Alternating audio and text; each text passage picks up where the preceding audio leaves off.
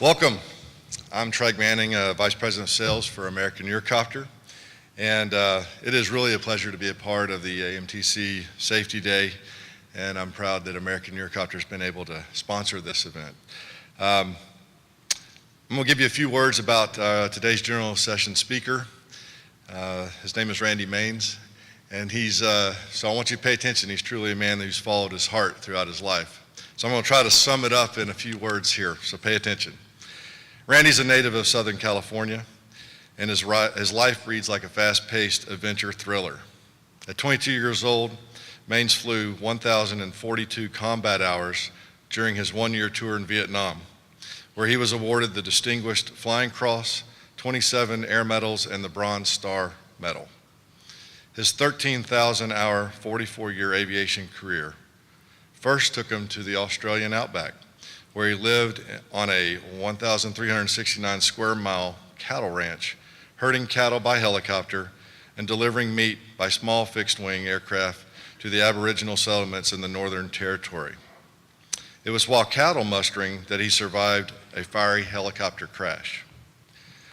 Leaving Australia, Randy took a job as a senior instructor pilot for Bell Helicopter International in Iran, the 2.5 years prior to the Islamic Revolution. Luckily, he was able to get out of the country on the last commercial charter flight out of Iran. Back in the States for only a few hours, he hired on as an HIMSS pilot with Herman Hospital in Houston, Texas. At this point, the industry was trying to prove to a doubting public and a skeptical medical community that a helicopter could be used in peacetime to save lives just like it had on the battlefield in Vietnam. In 1980, Maines was sent to San Diego by his company to set up University of California, San Diego's Life Flight program. While there, the program became the first single-pilot IFR HIMSS program in America, operating from a hospital helipad. As a result of his efforts, Randy was selected to receive the first annual Golden Hour Award, recognizing him for his contributions to furthering the helicopter air ambulance concept in America. Following his deep passion to become a writer, and while working full-time as a chief pilot for Life Flight, Randy attended San Diego State University, earning a degree in journalism and a minor in English creative writing. That led him to first publish his book, Life and Death, an EMS pilot's viewpoint, won Rotor and Wing magazine an award for editorial excellence. In December 1984, Maines was offered a job in the Sultanate of Oman as a uniformed major in the Royal Oman Police Air Wing to set up a countrywide HIMSS system. Maines worked in Oman for 13 years, flying as a line pilot and the head of the flight training department. Eager to get the word out that if something was not done to stop the terrible HIMSS accident rate back in America, more flight crews would lose their lives. So he wrote his first book, a novel titled The Golden Hour, published in 1989. In 1999, while working in Oman, he began writing what would become his highly successful second book, entitled Dear Mom, I'm Alive, Letters Home from Black Widow 25, detailing his one-year tour in Vietnam as a combat helicopter pilot. He currently works with Abu Dhabi Aviation as a company type-rated instructor and flight examiner, operating the 412 EP flight simulator in Dubai, training and examining pilots for the company.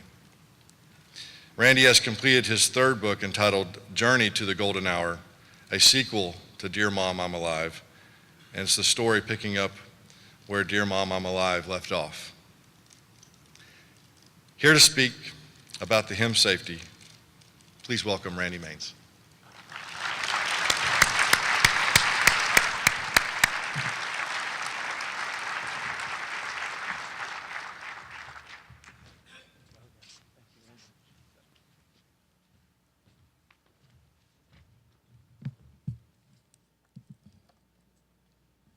Well, the same thing happened to me when I heard him talking about all the accolades.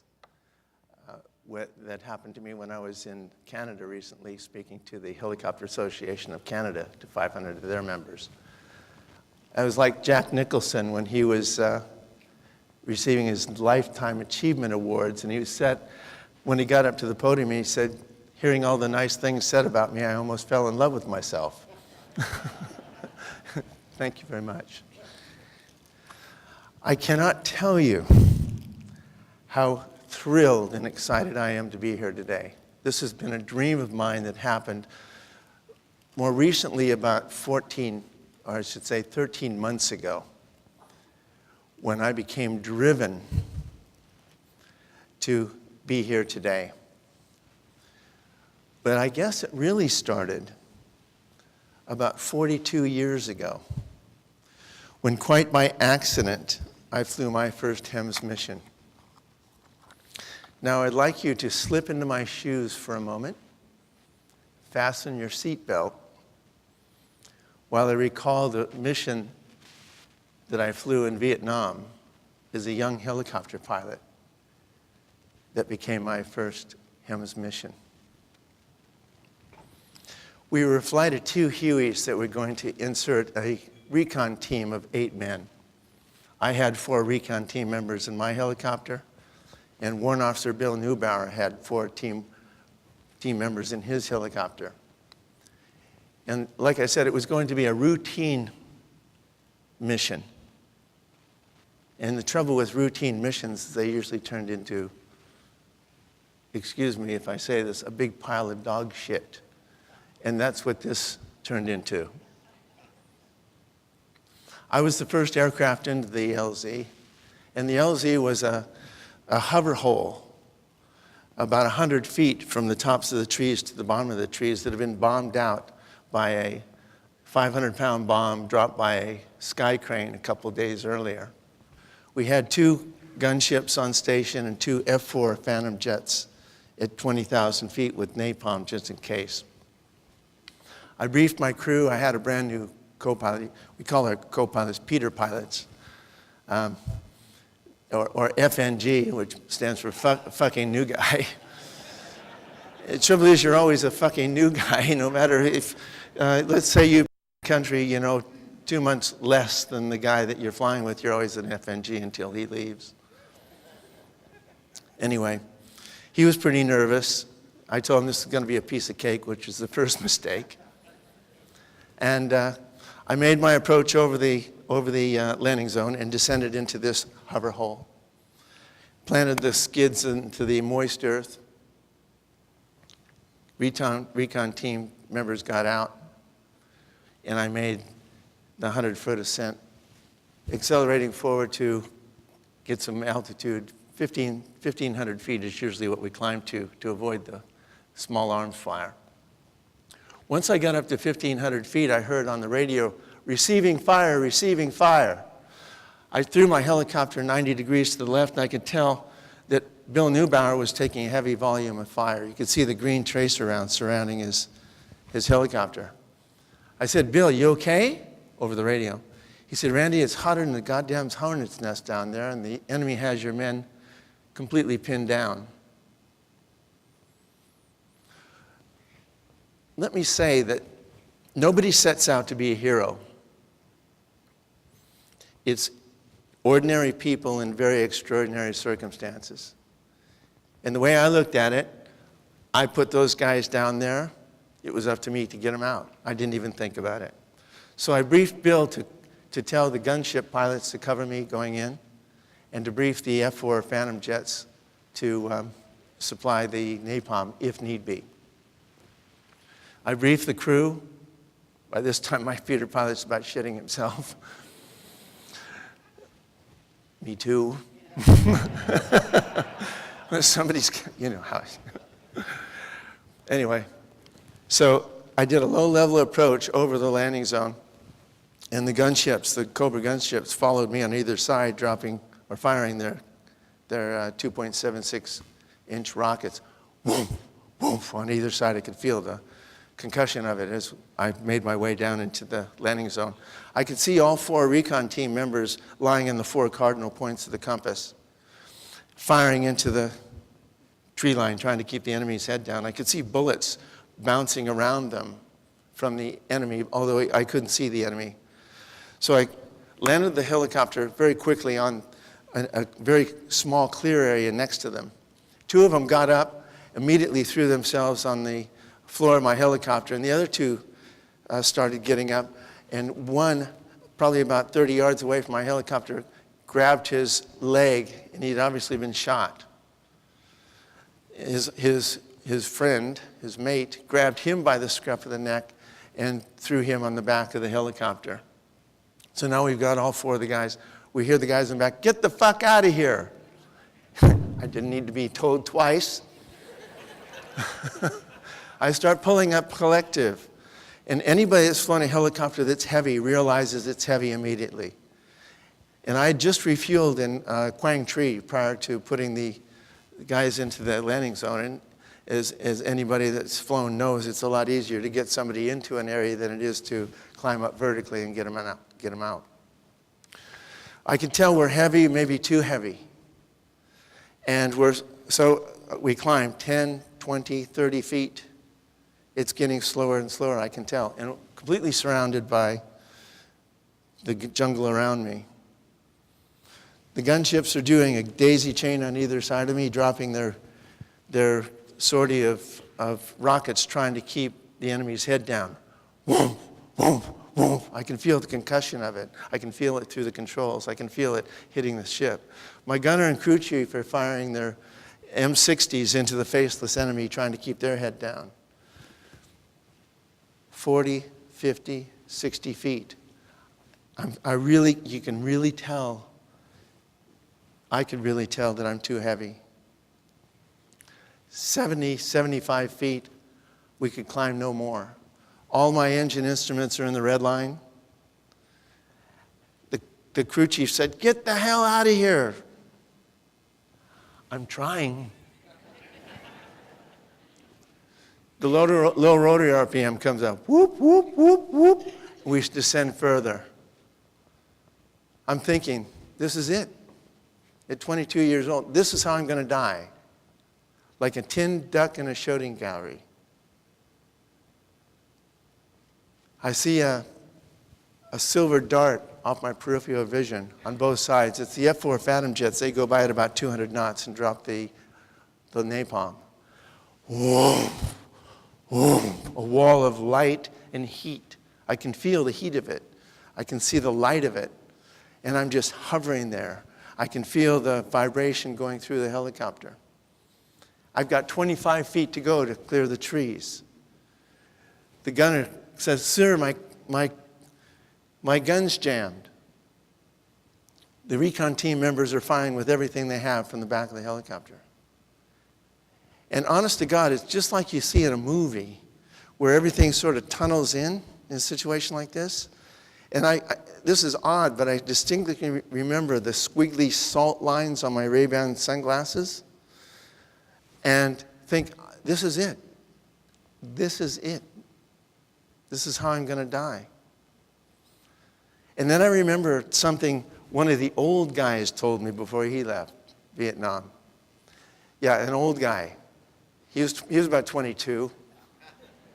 He says, "Whenever you get in a situation like this, Randy, put in full right pedal, and it takes pitch from the tail rotor blades, and you possibly will have enough horsepower to deliver to the main rotor to get you out.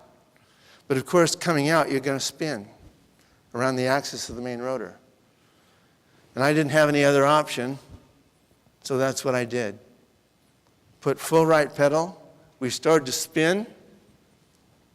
Wait a minute. We started to spin. And we made it the 25 feet down a mountain slope to safety. We were shot at pretty badly. We had one wounded on board. I took the 7-minute flight to the Wei Fubai hospital, MASH hospital, ran it onto the PSP pad, shut it down before the thing even stopped sliding. And they offloaded the guy. And I was told later by the doctor there that by us getting him to the hospital, we had saved his life. And that was my lesson. I knew that the helicopter could save lives by getting them to the hospital quickly, but it was my first time to actually have done it. I got the Distinguished Flying Cross for doing that, and I took away that message. Now, earlier I told you to slip into my shoes. Aren't you glad that I didn't tell you to slip into my underwear?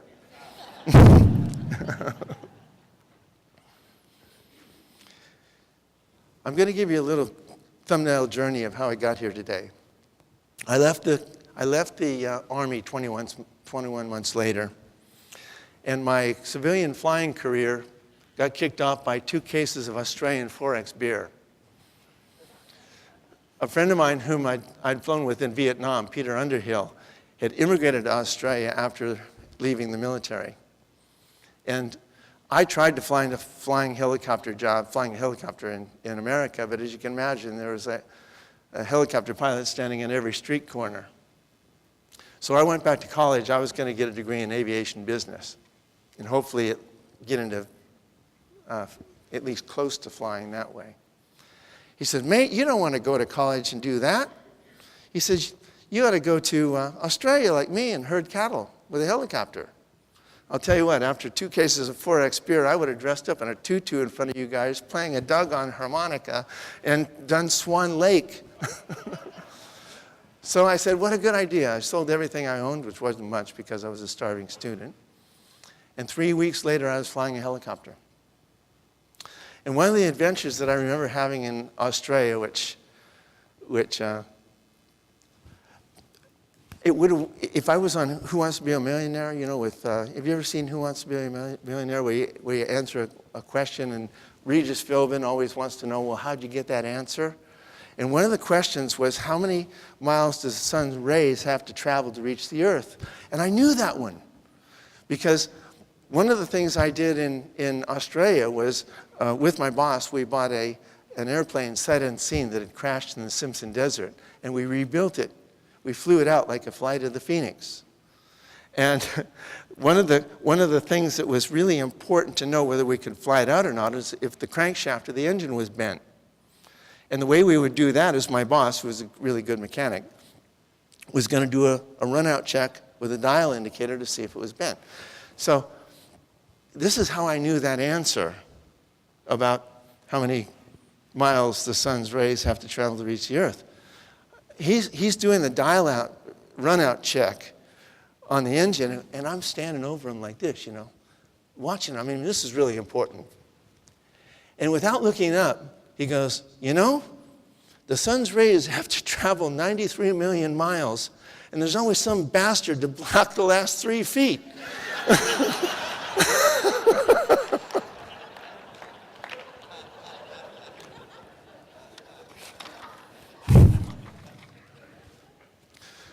I had other adventures in Australia. I was there for 2.5 years.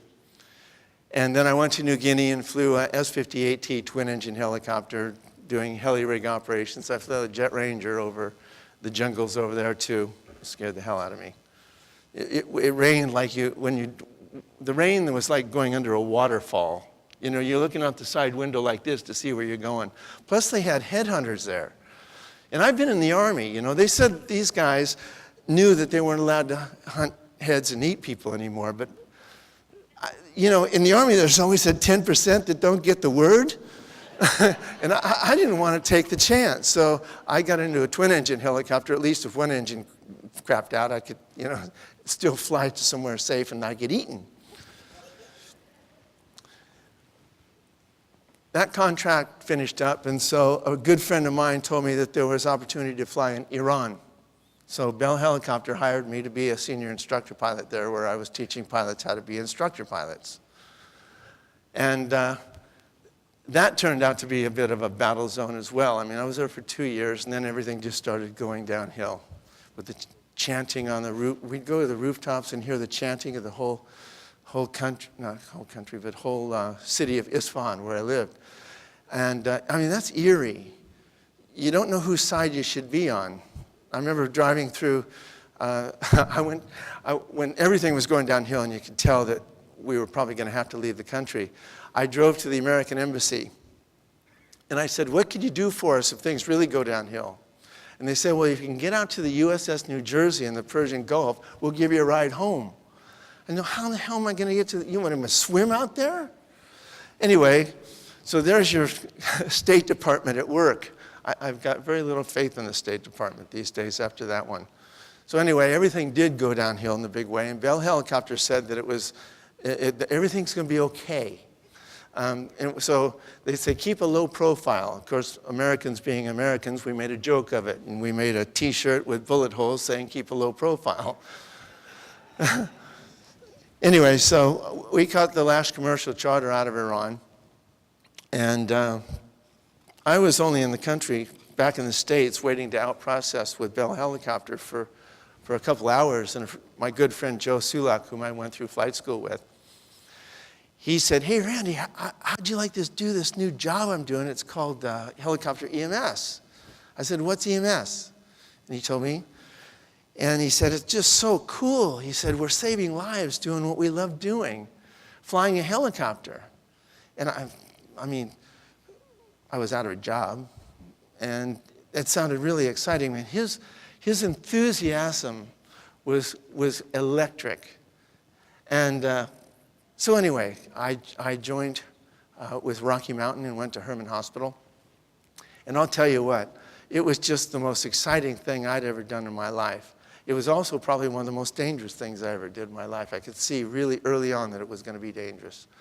You know, flying in bad weather and being told by our company that if the weather's bad, you got to give it the old college try anyway. Take off, even in almost 0-0 weather, we had to take off, do a tight turn, and land, just to show the hospital that we were doing our job. And that was my first indication that we were losing the cockpit to the customer. It was a huge mistake. We let it happen, but we let it happen. We were working 72-hour shifts to prove to a doubting American public and to a skeptical medical EMS community that there was a niche for our helicopter in their system. There were 7 of us. One was a relief pilot. There were 6 pilots for 3 Alouette 3s. At the time when Herman started, it was the second contract, hospital-based aeromedical program. But the camaraderie was so strong. You know, we were really pushing it to try to prove it. All of us ex-Vietnam helicopter pilots. And we wanted to see it succeed so much for many reasons. The fact that it was, I mean, you'd almost hear the ride of the Valkyries playing in the background. Dun-dun-dun, dun-dun-dun-dun, dun-dun-dun-dun, dun. You know, let's go get them. Let's save lives. And then the angels of mercy, us, would be coming out of the air. It was heady stuff. We loved it, and we proved it. And we made a rod for our own back. Because we accepted the terrible duty time. The FAA didn't want to know. Our company didn't want to know. You know, one guy said, that's it. I'm turning off my radio and beeper. I'm too tired. I've never been so tired other than coming here from the Middle East. I mean, that was pretty tiring. But it was like jet lag after 72 hours at the hospital. And it took a day to recover. But we never got any relief from the FAA to say, yeah, you guys should be following your duty times. We knew we were busting federal law, but it was condoned. In fact, one of the guys turned off his radio and beeper. He said, that's it, I'm too tired. And he was fired before the sun came up. And that was a huge wake-up call for all of us that we're trying to make it safe. Safe for you. Our legacy that we left you is a situation that is unsafe. And I apologize for it. It's something that we tried to change, but we wouldn't. Our only option was to be fired. That guy that turned off his radio and beeper, he took the hospital to court, he took Rocky Mountain to court, and like O.J. Simpson, he had less money. That's a lousy analogy. But I think you know what I mean. what I would say the bad guys had more money than the good guys, and he ended up being blackballed from the industry. So that was a wake-up call to us. If we want to be safe, if we want to voice our opinion, then our only option was to be fired. Anyway, I was sent to San Diego to set up the Life Flight program there. And there's wonderful, San Diego, come on. I'm a surfer from Southern California. That was my dream job. And I lived on a sailboat. Lived on a sailboat for the 5 years I was there. A sailor since I was 12 years old. But some of the things that I remember, Bill Baxt, what a wild man Bill Baxt is. If I would have stayed there long enough, I would have flown every helicopter known to man, because he kept on getting new helicopters. And I remember this trick I used to have. Bill had screamed to me, there'd be the patient would be going downhill in a big way. He'd say, Randy, could you make this thing fly any faster? It could make the difference. I'm flying an Alouette. Has anybody seen an Alouette? That's an exercise in induced drag, So what I do, and don't tell anybody, but I would go down to 500 feet, and I'd lean forward, and I'd open the vent, my hair would be blowing back, I'd be like this, and every time I landed, he said, thanks, Randy, it made all the difference. I never told him. Public relations flights. Don't you love public relations flights? Look at these guys with their flight suits. I love the flight suits. I was made for a flight suit. They took measurements on me I didn't even know I had. And you stand there all cool and everything, And they'd come up to the doctor and they'd ask him a question. They'd come up to the flight nurse and ask her a question. They'd come up to me and they'd say, are you medically qualified? Are you just the pilot? I said, well, I'm just the pilot. I'm the guy that wakes up at 2:30 in the morning. I get everybody out to the scene safely in lousy weather and get them back safely. Yeah, I'm just the pilot. And I noticed something around hospitals. There's a lot of really smart people around hospitals, a lot of education. And what was proportional was the length of their title. If you're really smart, you have this really long title. And I thought, that's it. I need a big title. If I had a big title, then nobody would ask me if I'm just the pilot. So what I did is I came up with a title, and I ran it by the flight nurses. They said, yeah, that's a great title. Nobody's going to ask you if you're just the pilot if you come up with that title. So I went down to Fred, who is the UCSD Medical Center Personal Distribution Name Tag Specialist. I said, Fred, you got to help me out. I said, they keep asking me if I'm just the pilot or not. And he goes, he said, these are official name tags, Randy. I could get in trouble. Come on, Fred, you got to help me out. People are just asking if I'm just the pilot. And if I have this title, people won't ask me if I'm just the pilot. He said, well, I don't know. He's sucking air through his teeth and everything. I said, like he's going to get in trouble. What's the police going to come and take this guy to jail for giving me a new name tag? Anyway, he finally relinquished. He said, okay, but don't tell anybody. If you start getting in trouble, you got to put the old name tag on. I said, oh, no problem, Fred. So I got a name tag made that I wore till I left San Diego, and it actually made the column of the San Diego Union newspaper. It said, Randy Maines at UCSD Medical Center is not just the pilot, he's the emergency medical vertical levitation practitioner.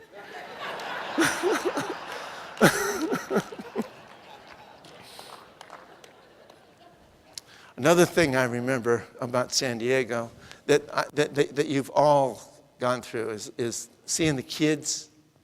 I think how old was I? 35, 36 years old. Still had my figure. Looked good in the suit. Used to go up and see the kids, They love seeing the Life Flight pilot. You're like some kind of hero. I was some kind of hero that made as much money as the guy stocking milk at the grocery store. But to them, I was their hero. I remember one night I flew 3 long flights. And I was walking back to the pilot's quarters probably about 1:30 in the morning, and I was feeling particularly sorry for myself for having flown and been tired. It was my second night shift. We were working 48-hour shifts at that time.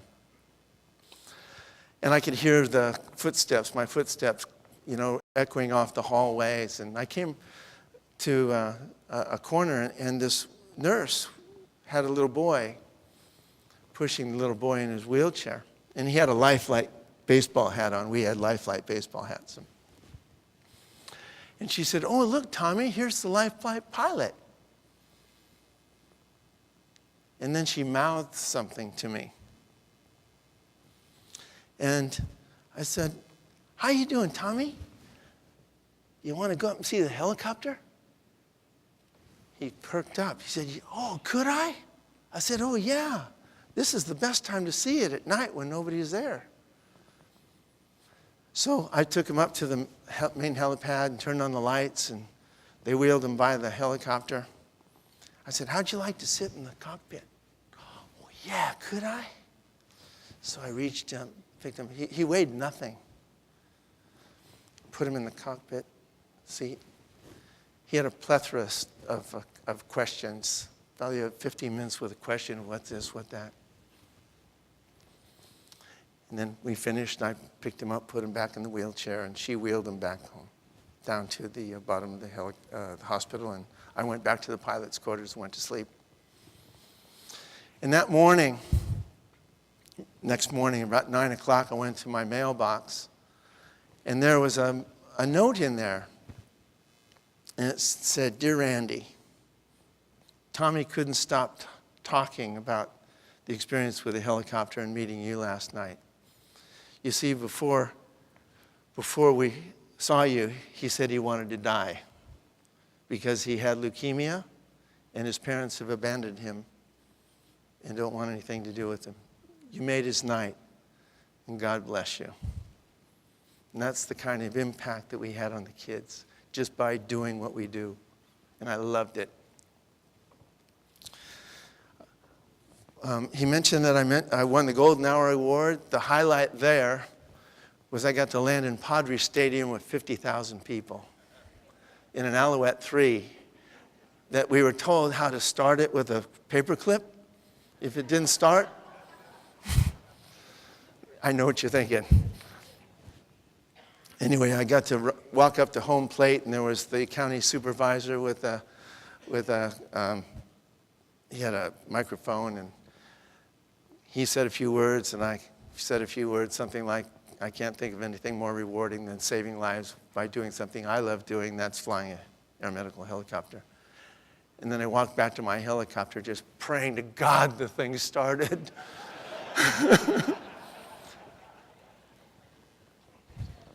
I also noticed a darker side of helicopter EMS. I could see that people were having accidents. I mean, I almost lost my life 5 times doing helicopter EMS. Twice was going inadvertent IMC into the clouds and getting out of it okay, barely. One time in Houston and twice actually in San Diego. And 3 times landing to a perfectly laid out flare pattern with crisscross wires overhead. I could see it was becoming dangerous. And then we got the Bell 222 single pilot IFR. I mentioned Bill Baxt.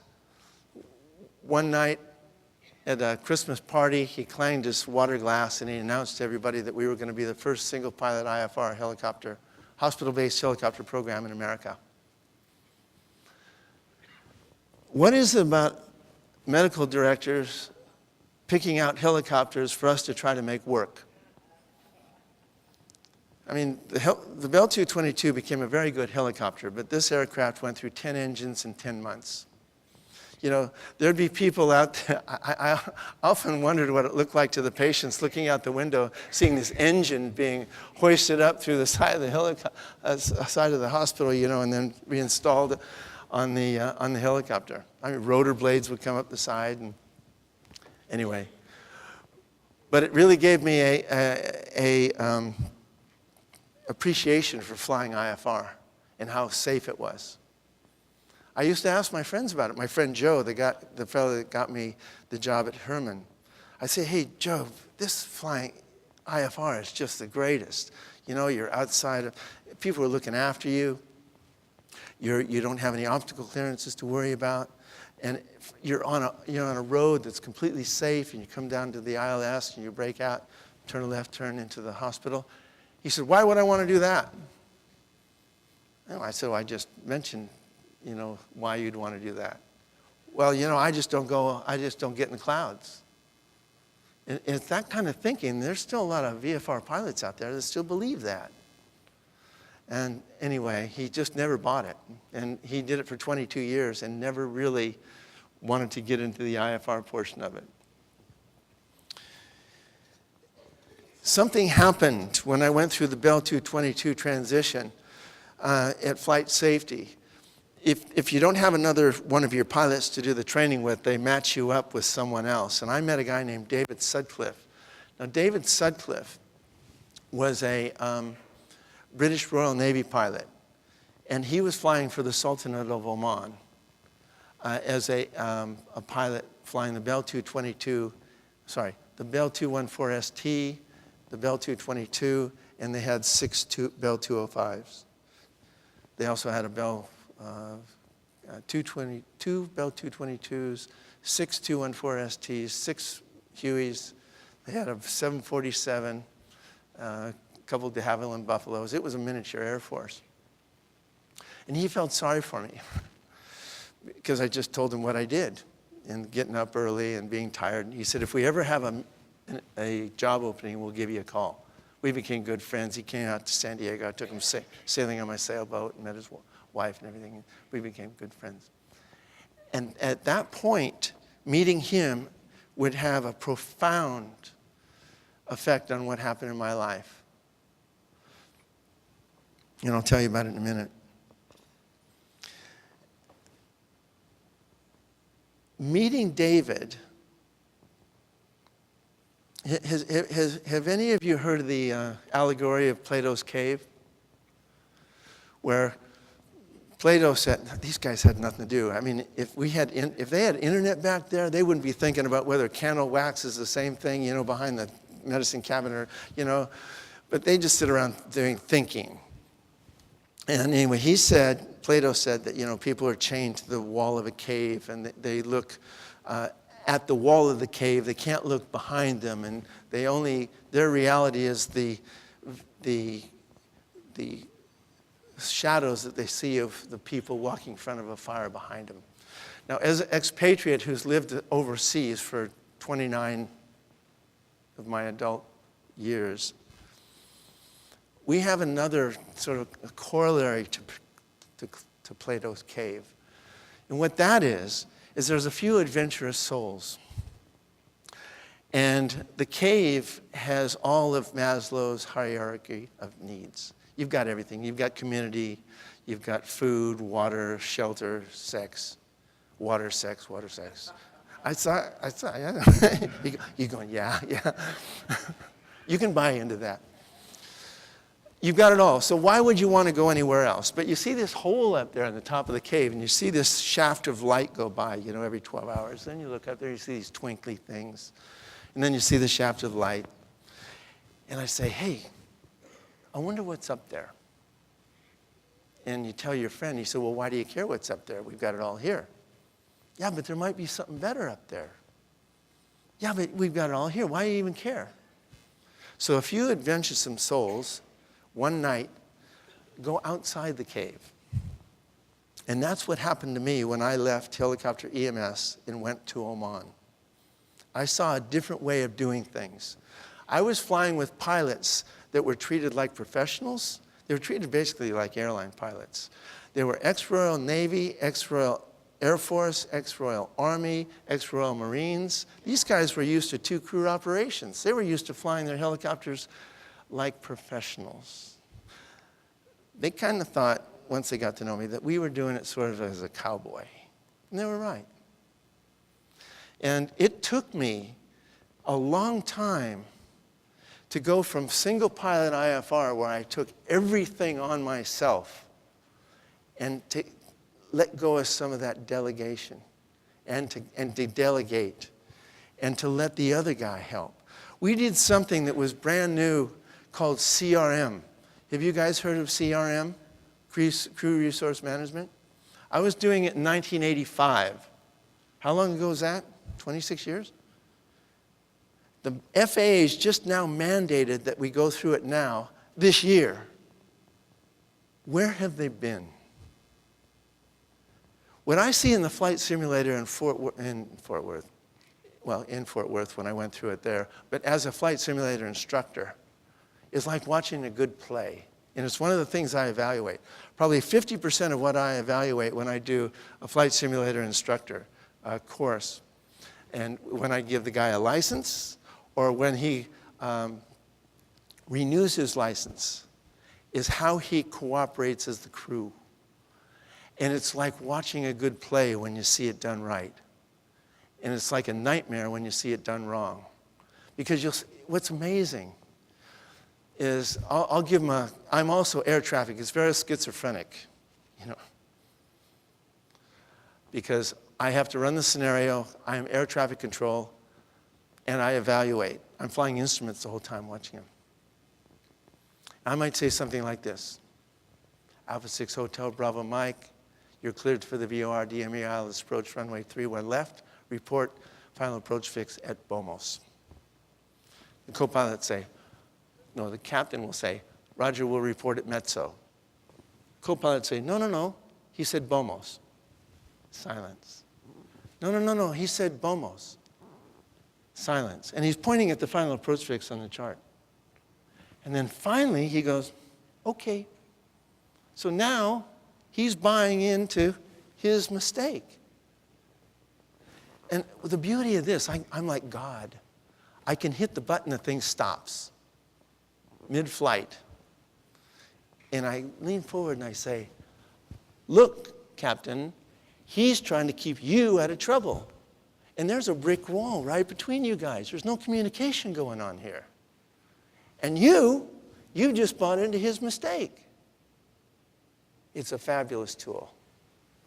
And they go, okay. Then I hit it again. Everything goes back to the way it was.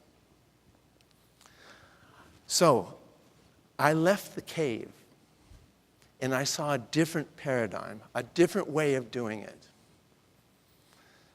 And it's the message that I have to bring to you guys today. When I wrote The Golden Hour 26 years ago, I wrote it because pilots were burning themselves out. And I wanted to highlight the attitudes that were prevalent and rife at the time that were making the industry unsafe. I mentioned 13 months ago something happened to bring me here today. I was in Abu Dhabi. It was August 31st. It was 40 degrees centigrade out, about 105 degrees, 10 o'clock at night, and I heard of another air medical crash, this one in Arkansas. And for some reason, after watching all these air medical crashes happen since I've been away from America, that one, for some reason, made me snap. I flipped out. I said, don't they get it? I get it. They don't get it. I launched myself out the door and went for a 3-mile walk. And I literally said, what can I do to affect change? What can one man do to affect change? I came back to my accommodation. I emailed Oprah Winfrey. Honest to God. I'm still waiting for her to come. I took down a copy of The Golden Hour. I hadn't read it in 22 years. Since writing The Golden Hour,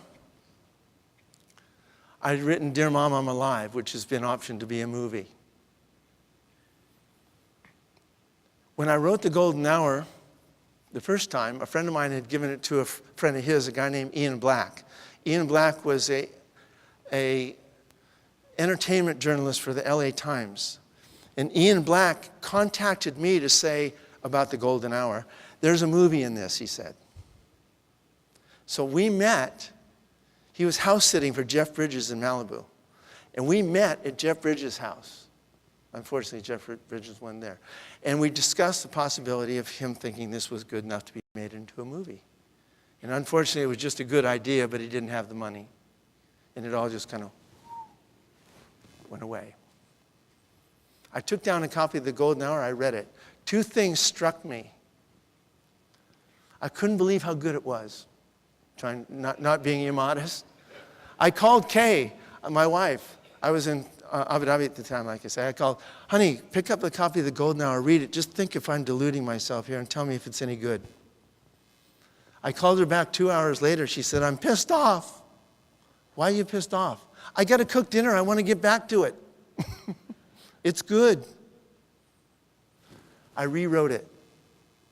I rewrote it because now, having left the cave, seeing what I've seen, I didn't know then how to make the protagonist win. But I know now. So I rewrote it. I gave him a love interest because now I know what Hollywood's looking for in a movie because I helped write the script for Dear Mom, I'm Alive. They said, can you make the girl that you've really had this affair with at the end of the book, can you meet her earlier? You know, they're changing history here. But that's Hollywood. I said, okay. I love writing sex scenes. I don't know what it is. I could be, you know, the Bangkok scene I wrote at Dear Mom, I'm Alive, I swear to God I could be a pornographic writer. Honey, time to eat. I'll be right with you. Give me an hour. Now give me 10 minutes. I rewrote it. I thought, so I went online, and I wrote people like Kent Johnson, who was then the president of the National EMS Pilots Association. I wrote a woman named Christine Negroni. You might have heard her name. She's the CNN aviation specialist at times. And she's also, she's got a blog, and she's trying very, very hard to stop the terrible accident rate in helicopter EMS in the States. Another lady named Lisa Tallful, who is going for patients' rights. She's a lawyer on the East Coast. Tom Judge, Rex Alexander. Anyway, it was overwhelming outpouring of, yes, we want to read it. We need it. Now those two books, The Golden Hour and Journey to the Golden Hour that I just finished writing, that I'm getting some good reviews on, and The Golden Hour, are recommended reading now on the Helicopter EMS website. After an acquaintance friend of mine read The Journey to the Golden Hour, because he said, it's amazing. He said, they didn't manage to get your name on one wall in Washington. Now they're trying to put your name on a wall in Denver. I thought that was pretty profound. So,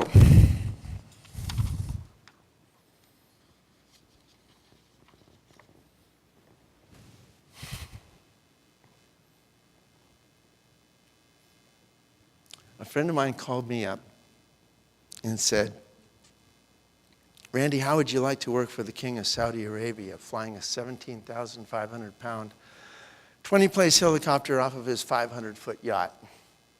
You do it for 4 months a year, we'll give you $12,000 a month.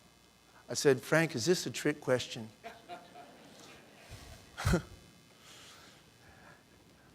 Before going to Oman, Ron Fergie wanted me to bring this up. Before going to Oman, when I went through the interview, I had been on the faculty at the Air Medical Conference in Denver at that time on the Go, No-Go Symposium. There were 3 of us pilots in front of the audience, and we had to go through in our mind what we went through to decide to take or not, or to turn around a flight. And I was asked to fly to the Royal Albert Hall in England to take the interview to go to Oman. I mean, Royal Albert Hall.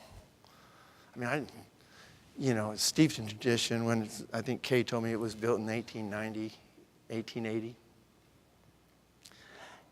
There were 122 applicants for the job in Oman. They were interviewing 9 people for 3 positions.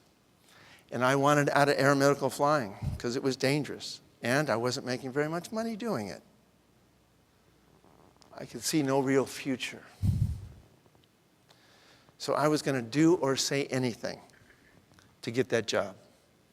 Have you guys ever had a job interview where you're asked a question you had no idea was coming and you felt like you stood on a rug and they just pulled it out from under you? I walked in. It was my turn for the interview. Like I said, I was going to do or say anything to get this job. And John Ilbert, who was then the commanding officer of the police air wing, he was a British ex-Royal Navy pilot. He says, Randy, if asked, would you fly across the border to a neighboring country, to Oman, using night vision goggles with the SAS in the back? This is in 1984. And land on a foreign embassy to rescue diplomats? I gave him my best John Wayne stare. I wanted this job. I said, yes, sir, I would. Now, let me let you know what I was thinking. No.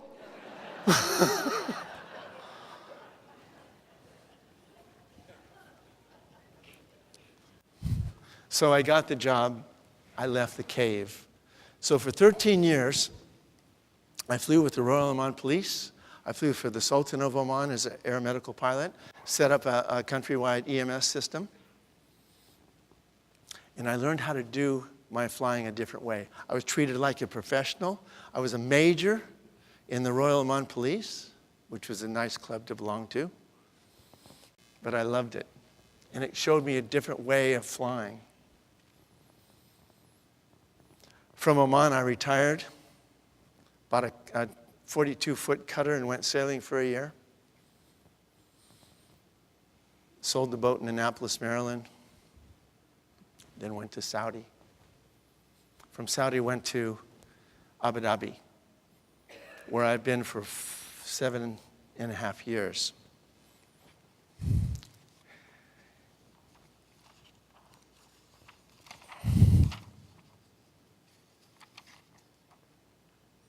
Now, some of the programs here in America that I've been watching are fully committed to safety and doing it right. Others, no. There's no standard. Mom and pop could get a Jet Ranger, outfit it with medical crew, get a pilot to fly it, and that's as good as the way that they do it, for example, at the Mayo Clinic, where it's just done right. They care about safety. It's a problem. It's been proven that we can't look after ourselves. It can't be self-regulated. It's like telling your kid, go into the candy store, eat all you want, but be careful, you might get a cavity.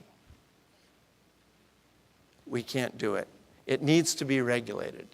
I hate to say it, but I think it's the only way it's going to work.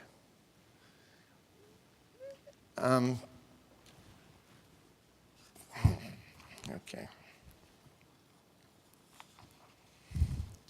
So what would I like to achieve this morning? I'd like to inspire you into action, like I've been inspired into action.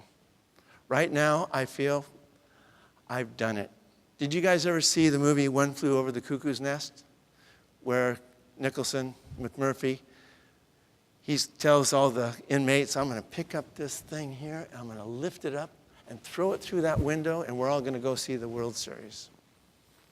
Of course, he picks this thing up. He can't lift it. And he really disappoints all the inmates. And what he said is the way I feel now. Well, at least I tried. At least I've done that.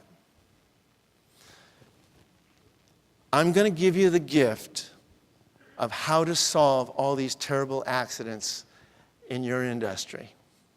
And it's from watching it from how they do it in Oman.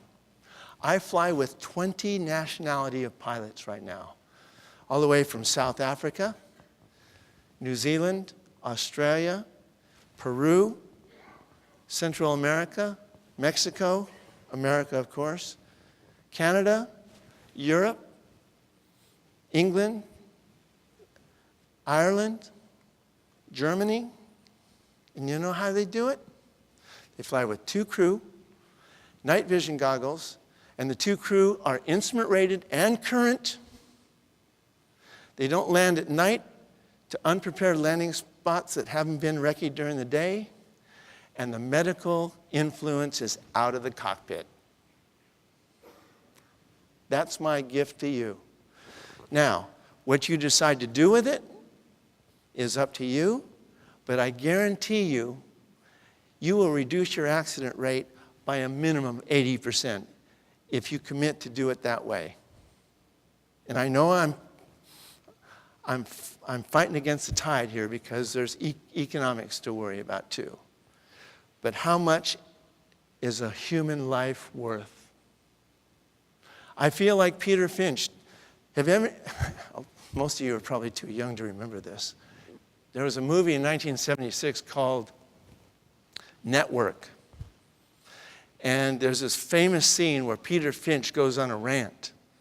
He's a journalist, and he tells America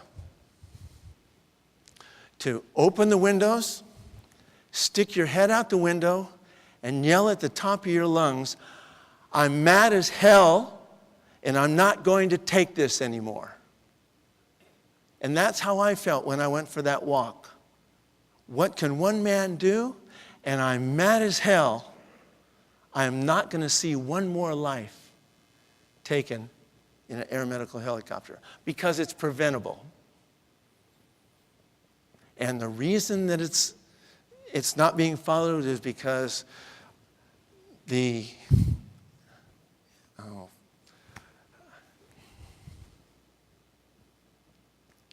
it's the 500-pound bacterium in the OR that everybody ignores. It's money, it's greed, and it's killing people. So my gift to you is if you want to stop the accident rate, 2 crew. We almost lost an aircraft in Saudi Arabia 3 months ago. We have 2 crew, full Sperry autopilot. There's no influence of the medical crew at all, medical team at all in the cockpit. And we had a pilot lose spatial orientation on the scene of an accident, landing at the scene of an accident. If we didn't have a co-pilot there, they were in a 40-degree bank, 1,000 feet a minute. A South African paramedic said he's never been so scared in his life. He called off the flight. That was it. And he lost spatial orientation twice. If we didn't have a co-pilot there, I would be telling you right now that we had an accident. I've flown 2 crew for 26 years. It's the way to go. Yeah, but it's too expensive. It is. But you'll do it right and you'll save lives.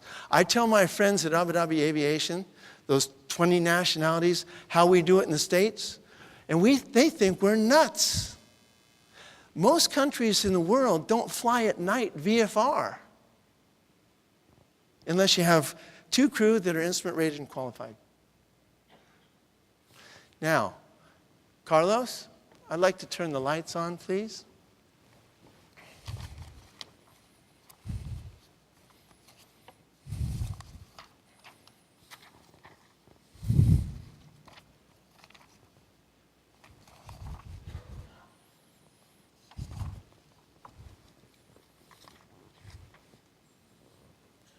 I can't tell if they're on. Are they on? You don't want to fly with me if I can't tell the lights are on. Okay, thanks. Now, some envelopes were handed out. Could those of you with envelopes please stand up?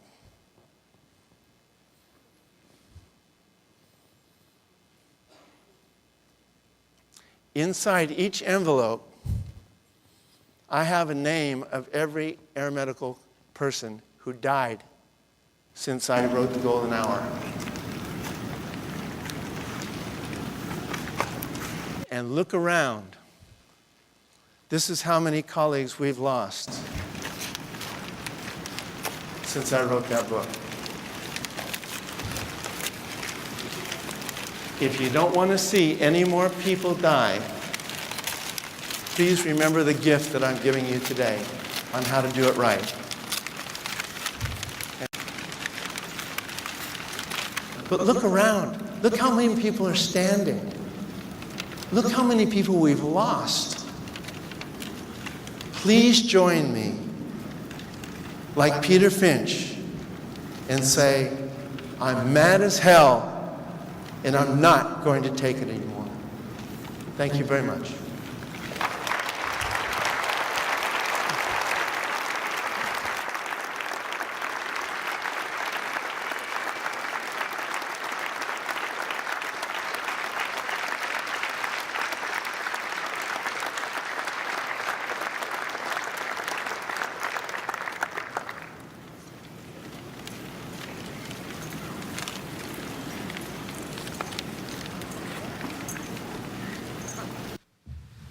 Okay, well, thank you very much. That was one of the most moving keynote speakers we've ever had.